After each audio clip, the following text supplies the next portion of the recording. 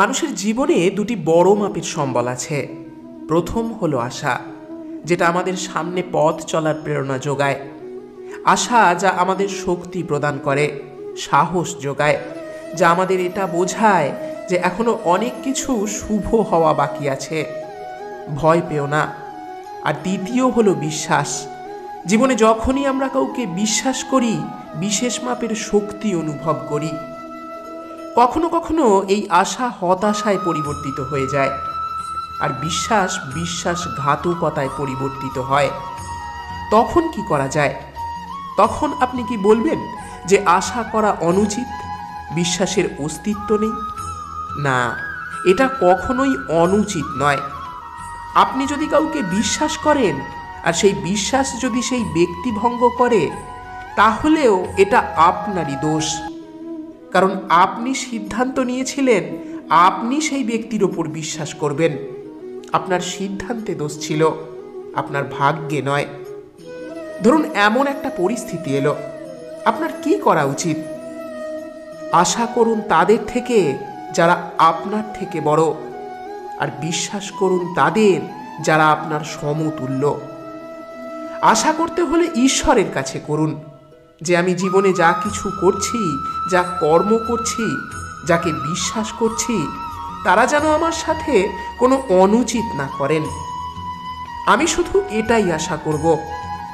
আর বিশ্বাস অন্য কারোর কাছে করার আগে নিজের কাছে করুন। কারণ সত্যি বলতে আপনি নিজেকে কখনোই ঠকাবেন না, তাই না? তাহলে আসুন আর আমার সাথে ভালোবেসে বলুন, রাধা রাধা। বেশিরভাগ মানুষ একথা বলে থাকেন যে সময় অত্যন্ত বলশালী। সময় হলো খুবই শক্তিশালী। সময়কে চোখে দেখা যায় না, কিন্তু সময় আমাদের সমস্ত কিছু দেখিয়ে দিয়ে যায়। তাই এই সময়কে কিছুটা ভয় পাওয়া প্রয়োজন। প্রত্যেকের ভাবনা আলাদা, প্রত্যেকের মানসিকতার পিছনে নিজস্ব অভিজ্ঞতা রয়েছে, তাকে আমি সম্মান করি। কিন্তু কোথাও এই কথাটা সত্যি, যে ব্যক্তি নিজের জীবনে বিকাশ ঘটাতে চান, তিনি যতই সময়কে ভয় পান না কেন, তাকে এই সময়কে বুঝতে চেষ্টা করতেই হবে। যদি আপনি সাফল্যের পথে অগ্রসর হতে চান, তাহলে এই সময়কে বুঝুন, এর কথা বোঝার চেষ্টা করুন। এটা খুব আবশ্যক। দেখুন, আমরা সবাই জানি সময় আমাদের কাল। সময় আমাদের একদিন না একদিন অবশ্যই গ্রাস করবে। ততদিন এই সময়কে সম্মান করতে শিখুন। এই সময় কতটা শক্তিশালী তা বুঝতে চেষ্টা করুন, আর সময়ের সাথে তালে তাল মিলিয়ে চলার চেষ্টা করুন।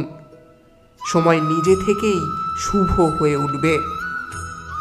আসুন আর আমার সাথে ভালোবেসে বলুন, রাধা রাধা। জন্ম এবং মৃত্যু, এই দুই হলো মানুষের জীবনের দুই গুরুত্বপূর্ণ মুহূর্ত। মানুষ যখন জন্ম নেয়, তখন তার কাছে এই সংসার জন্মগ্রহণ করে, এবং এই সংসারে যে জ্ঞান আছে, পাপ আছে, পুণ্য আছে, উচিত অনুচিত আছে, সেই সব কিছু সে জানতে পারে। এবার যেই মুহূর্তে তার মৃত্যু হয়, তার কাছে এই সব কিছুরই মৃত্যু হয়ে যায়। এবার মানুষের যখন জন্ম হয়, এই শুভ দিনের প্রসন্নতার কারণে মিষ্টি বিতরণ করা হয়, উপহার বিতরণ করা হয়, সবাই তা গ্রহণ করে। এবার মানুষ যখন মৃত্যুবরণ করে, তখন তার শ্রাদ্ধের কাজেও নানান মিষ্টি বিতরণ করা হয়, সবাই সেটাও গ্রহণ করে। এবার এই মিষ্টি দ্বারা আমরা মিষ্টি মুখ করি।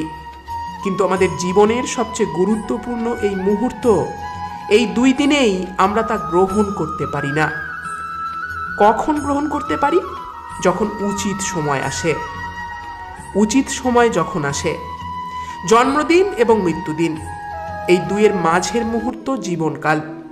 এই জীবনকালেই আপনি মিষ্টি খেতে পারেন, সুস্বাদু ব্যঞ্জন খেতে পারেন, শ্রেষ্ঠ কর্ম করতে পারেন, পুণ্য করতে পারেন, এই সংসারকে প্রেরিত করতে পারেন। তাই এই জীবনকালকে ব্যর্থ হতে দেবেন না। এই সময় অত্যন্ত শ্রেষ্ঠ কর্ম করুন, মহান হয়ে উঠুন।